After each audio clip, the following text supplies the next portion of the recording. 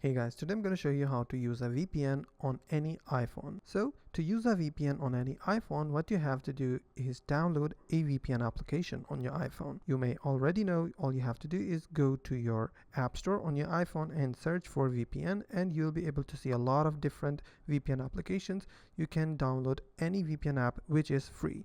For example, I have downloaded Super VPN from App Store, which is also free. What you have to do is open the application. It doesn't matter if you do not have Super VPN, if you have any other application of VPN, you can open it up and you'll see this kind of interface on Super VPN, and the toggle is turned off by default. So what you have to do to turn on VPN on your iPhone, all you have to do is turn on that toggle. And how to turn on that toggle, all you have to do is click on the toggle and it will turn on.